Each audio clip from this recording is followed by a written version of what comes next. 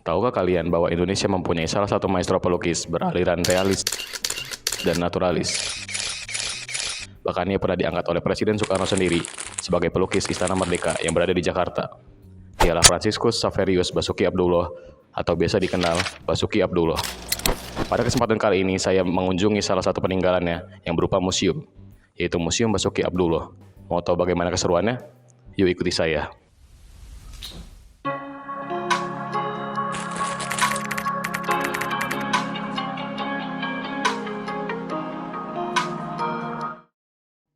Sebelum kita menelusuri peninggalannya, baiknya kita kenali dulu tokoh Basuki Abdullah.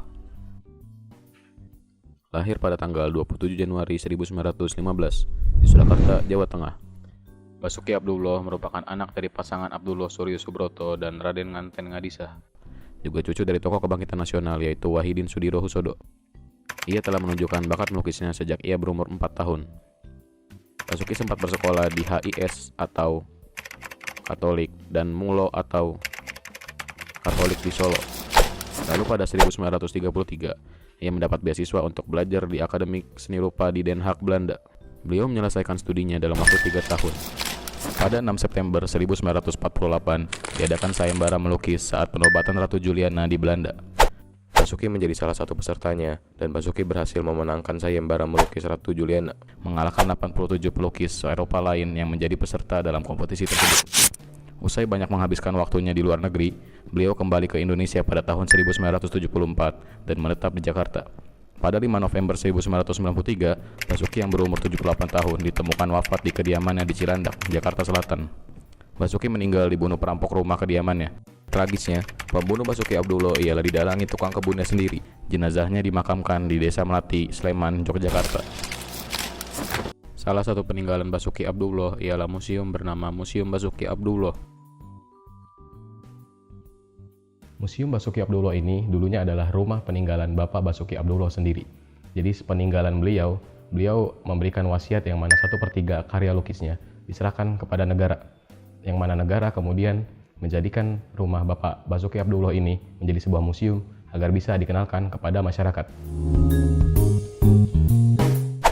Jadi di sini tuh ada beberapa koleksi wayang, lalu ada juga lukisan, senjata, pakaian, dan untuk yang lainnya itu disimpan di arsip. Saat masuk, pengunjung akan menemukan beberapa lukisan asli Basuki Abdullah, lukisan-lukisan komunitas, serta koleksi pribadi milik Basuki Abdullah.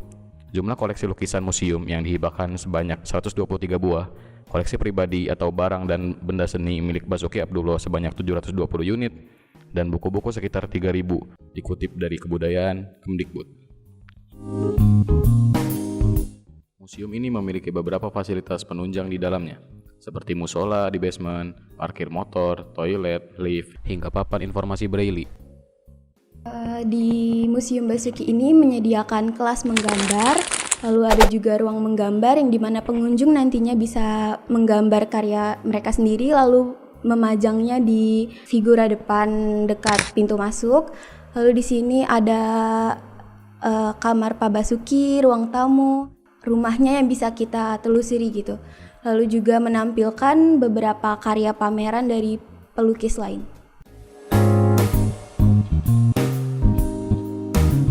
Perjuangan Basuki Abdullah dalam berkarya dan mengharumkan nama bangsa terukir abadi dalam ingatan orang-orang dan juga dalam karya-karyanya. Semoga kita sebagai generasi muda tetap mengingat perjuangan beliau dan meneruskan perjuangan maestro-maestro bangsa agar warisan karya dan budaya ini tetap lestari.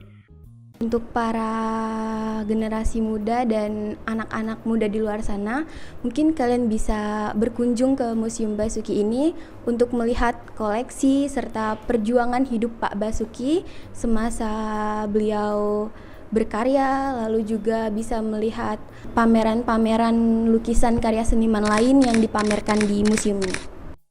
Berikut merupakan dokumen tersingkat mengenai sang maestro Basuki Abdullah beserta peninggalannya. Semoga bermanfaat bagi banyak orang.